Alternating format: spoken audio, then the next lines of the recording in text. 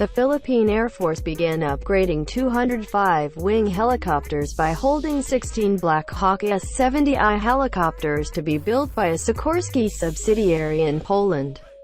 Although these reforms are aimed at the interests of citizens who are examining Philippine military and national defense issues, there are other assets that, as recently provided in mainstream media reports, are as interesting as the first. The news came when the United States reportedly offered this large helicopter to the Philippine Air Force when the official Philippine diplomatic channel detailed it from Washington, D.C. when choosing and considering the possibility of having a helicopter to get the Air Force to provide as many elevators as needed in the near future. Apparently, the statement flowed to the idea of interoperability and compatibility that determine the principle why the Philippine Armed Forces (AFP) still adheres to Western technology despite reports of the idea of procuring Russian medium Mi-171 helicopter lifts for this service branch from AFP to own. So, this discussion will provide interesting knowledge and insights about helicopters from the factory to its development as well as the Philippine Air Force procurement plan before and at present related to this topic where technical ideas, feasibility and capabilities will be discussed. This is where giving ideas so that it would be like for the Philippine Air Force, especially on consideration of getting assets such as the CH-47 Chinook helicopter offered by Boeing. The plan to acquire a Chinook heavy-lift helicopter is something that seems relatively new, especially in defense discussions, given that in the past, the military assets offered were mainly focused on assets such as Sikorsky S-76s and Bell A-1 Hueys, both of which are still in service with Air Force Philippine until now. However, this was not the case where there were already plans at the time for the service branch to get this heavy lifting to be owned by the state. This actually happened in the 1970s. Under the Marcos government, regarding the details taken from the Philippine military historian when he posted it on another defense page. Plans drawn up before the AFP modernization program 1977 to 1981, which preceded the current 1995 and 2013 versions, consider the feasibility and importance of transporting troops and rapid equipment throughout the country, especially in terms of efforts to maintain security. In the south of the country it was a problem at the time, because it still holds true today. The plan was considered at the time with the consideration that it would help increase the Philippine Air Force C-130, which only had 3 units during that period. While this was being considered at the time, it was necessary to consider that the plan did not encourage and instead was completed with an inventory of military cargo aircraft that existed at that time, which were the C-130 and A-1 Hueys. As of the current date, this must now be considered once again, where knowing and understanding about the platform and its development is something for us to have an idea about the Chinook CH-47 helicopter. The CH-47 Chinook helicopter is a major heavy-lifting workforce of the United States Army where the performance is already leading, where some countries also get these units in their respective armed forces. For decades it has served among its users. Its services must have been useful for its users, each of which is not surprising that can still be used today even though the design dates back to the 1960s, in a period where other helicopter platforms, such as the A-1 Huey, which still operating in the Philippine Air Force, is being produced. It all started when Boeing in the 1960s bought Vertol Aircraft Co., which is the company that was behind the earliest developments behind the Chinook CH-47, which helped develop such a helicopter as it is today. Even before Vertol was formed, there was Piasecki, where there was the origin of the core essence of what was the tandem rotor composition, which was the main feature of Chinook. It all started when Piasecki Helicopters Corporation developed the HRP Rescuer helicopter, which was itself the first tandem rotor helicopter produced in service. Designed by its founder Frank Piasecki, it is considered the first helicopter to serve the United States Coast Guard. the United States Navy and the United States Marine Corps in carrying out practical operations such as search and rescue operations, previous tactics for vertical and other attacks. Things that are unthinkable in terms of utilizing an airplane spinning, given that it is still in its infancy. Over the years since the HRP rescue helicopter was developed and produced for its users mentioned above, Sikorsky helicopters are now improving the design of their tandem rotor helicopters even further, with the H-21 Shawnee assigned to service.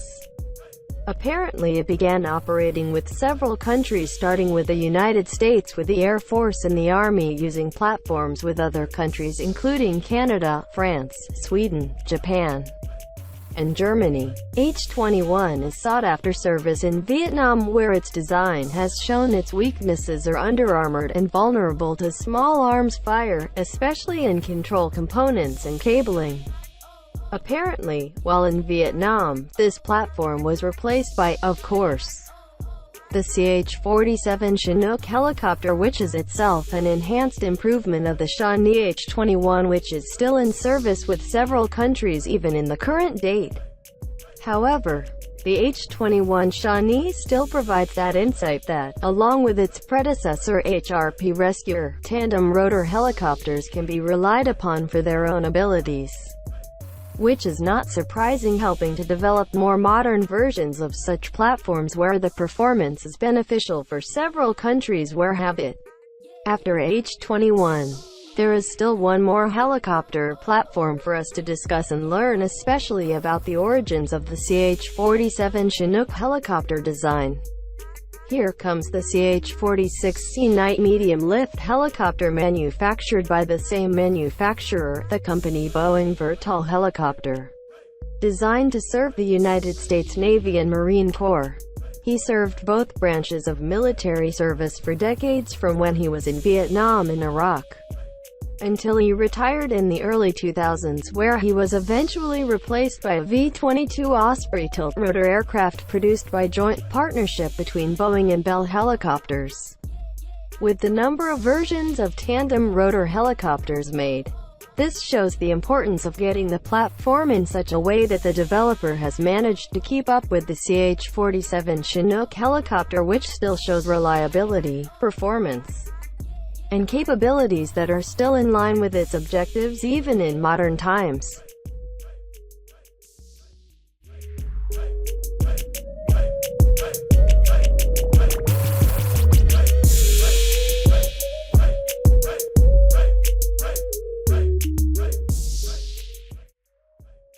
Sinimula ng Philippine Air Force ang pag-upgrade ng 205 wing helicopters sa pamamagitan ng paghawak ng 16 na Black-Hawk S-70i helicopter na itatayo ng isang subsidiary ng Sikorsky sa Poland.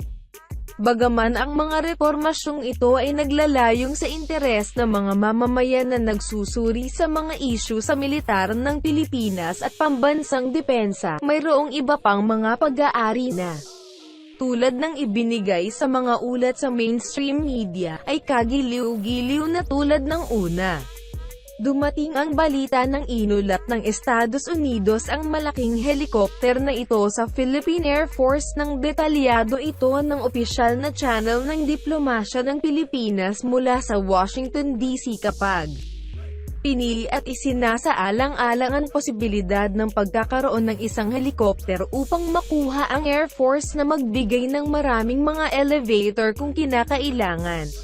Sa malapit na hinaharap, tila ang pahayag ay dumaloy sa ideya ng interoperability at pagiging tugma na natutukoy ang prinsipyo kung bakit ang Philippine Armed Forces, AFP, ay sumusunod pa sa Western technology sa kabila ng mga ulat ng ideya ng pagkuha ng Russian medium Mi-171 helicopter lifts para dito service branch mula sa AFP upang magmamay-ari. Kaya, ang talakayan na ito ay magbibigay ng mga kagiliw-giliw na kaalaman at pananaw tungkol sa mga helicopter mula sa pabrika hanggang sa pag-unlad nito, pati na rin ang plano ng pagkuha ng Air Force. Bago at sa kasalukuyan na nauugnay sa paksang ito kung saan ang mga teknikal na ideya pagiging posible at kakayahan ay tatalakayin. Narito ang pagbibigay ng mga ideya upang maging tulad ng para sa Philippine Air Force. Lalo na sa pagsasaalang-alang sa pagkuha ng mga ari-arian tulad ng CH-47 Chinook helicopter na inaalok ng Boeing. Ang plano upang makakuha ng isang Chinook heavy lift helicopter ay isang bagay na tila medyo bago lalo na sa mga talakayan sa pagtatanggol na ibinigay na sa nakaraan. Ang mga asset ng militar na inaalok ay pangunahing nakatuon sa mga asset tulad ng Sikorsky S-76 at Bell-1 Hueys. Kapwa nito nasa serbisyo pa rin ng Air Force Philippine hanggang ngayon.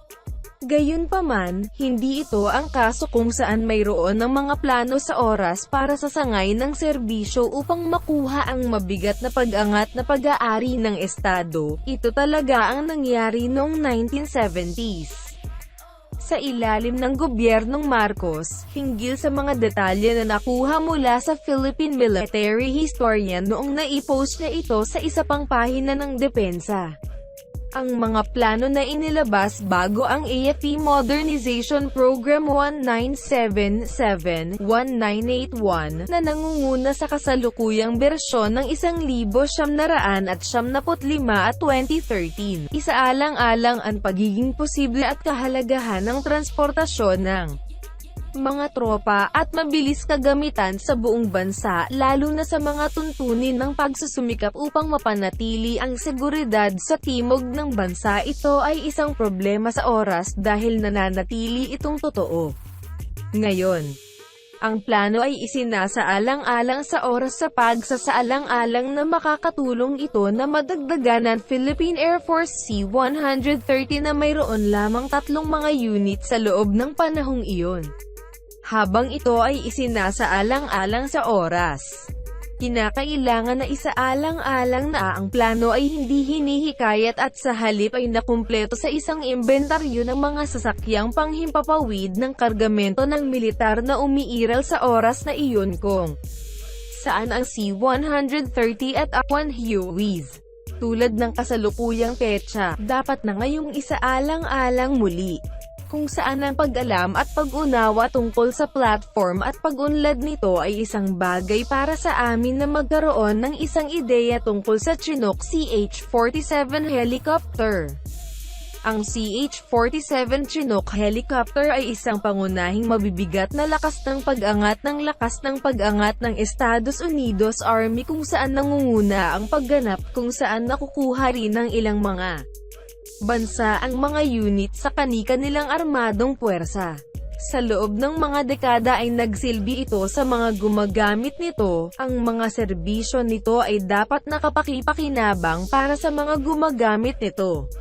Ang bawat isa ay hindi nakakagulat na maaari pa ring magamit ngayon kahit na ang mga petsa ng disenyo ay bumalik noong 1960 sa isang panahon kung saan ang iba pang mga platform ng helicopter tulad ng ang one-way na nagpapatakbo pa rin sa Philippine Air Force ay ginagawa. Nagsimula ang lahat nang ang Boeing noong 1960 ay bumili ng Vertol Aircraft Co. na siyang kumpanya na nasa likuran ng pinakaunang mga pag-unlad sa likod ng Chinook CH-47 na nakatulong sa pagbuo ng tulad ng isang helicopter tulad ngayon. Bago pa nabuo ang Vertol, mayroong Sikorsky kung saan nagmula ang pangunahing kakanyahan ng kung ano ang komposisyon ng tandem rotor na siyang pangunahing tampok ng Chinook. Nagsimula ang lahat ng ang Sikorsky Helicopters Corporation ay binuo ang HRP Rescue Helicopter na siyang unang tandem rotor helicopter na ginawa sa serbisyo. Dinisenyo ng tagapagtatag nito na si Frank Sikorsky, itinuturing na unang helicopter na maglingkod sa Coast Guard ng Estados Unidos, United States Navy at sa Estados Unidos na Corps ng Estados Unidos sa pagsasagawa ng mga praktikal na operasyon tulad ng paghahanap at pagsagip, mga nakaraang taktika para sa patayo at iba pang mga pag-atake, mga bagay na hindi maiisip sa mga tuntunin ng paggamit ng isang pag-ikot ng eroplano na ibinigay na nasa pagkabata pa lamang ito. Sa paglipas ng mga taon mula nang ang HRP rescue helicopter ay binuo at ginawa para sa mga gumagamit nito na nabanggit sa itaas. Pinapabuti ngayon ng Sikorsky Helicopters ang disenyo ng kanilang mga tandem rotor helicopter kahit na sa CH-47 Chinook na nakatalaga sa serbisyo. Tila nagsimula itong gumana sa ilang mga bansa na nagsisimula sa Estados Unidos kasama ang Air Force at ang Army gamit ang mga platform sa iba pang mga bansa kabilang ang Canada, France, Sweden, Japan, at Germany. Ang H-21 ay hinahangad sa serbisyo sa Vietnam kung saan ang disenyo nito ay nagpakita ng mga kahinaan nito ay nasa ilalim ng armored at mahina sa maliit na armas ng apoy. Lalo na sa mga bahagi ng control at paglalagay ng cable. Tila, habang nasa Vietnam, ang platform na ito ay pinalitan ng, syempre, ang CH-47 Chinook helicopter na kung saan ay mismo isang pinahusay na pagpapabuti ng CH-21 na kung saan ay nasa serbisyo pa rin ng ilang mga bansa kahit na sa kasalukuyang petsa. Gayunpaman, ang H-21 Chinook ay nagbibigay pa rin ng pananaw na, kasama ang hinalinhan nitong HRP rescuer, ang mga tandem rotor helicopter ay maaaring mapagkakatiwalaan para sa kanilang sariling mga kakayahan, na hindi nakakagulat na makakatulong sa pagbuo ng mas modernong mga bersyon ng naturang mga platform kung saan ang pagganap ay kapaki-pakinabang para sa maraming mga bansa kung saang mayroon ito. Matapos ang H-21, mayroon pa ring isang platform ng helicopter para pag-usapan at alamin lalo na ang tungkol sa mga pinagmulan ng disenyo ng CH-47 Chinook helicopter. Narito ang CH-46C Night Medium Lift Helicopter na gawa ng parehong tagagawa ang kumpanya na Boeing Vertol Helicopter, dinisenyo upang maglingkod sa Navy at Marine Corps ng Estados Unidos. Nagsilbi siyang kapwa mga sangay ng serbisyo militar sa loob ng mga dekada mula noong siya ay nasa Vietnam at Iraq, hanggang sa siya ay nagretiro noong unang bahagi ng 2000 kung saan sa kalaunan ay pinalitan siya ng isang V-22 Osprey tailrotor na sasakyang panghimpapawid sa pamamagitan ng magkasanib na pakikipagtulungan sa pagitan ng Boeing at Bell Helicopters, sa bilang ng mga bersyon ng ginawa ng mga tandem rotor helicopter. Ipinapakita nito ang kahalagahan ng pagkuha ng platform sa isang paraan na pinamamahalaan ng developer na mapanatili ang CH-47 Chinook helicopter na nagpapakita pa rin ng pagiging maaasahan, pagganap, at kakayahan na naaayon pa rin sa mga layunin nito kahit sa modernong panahon.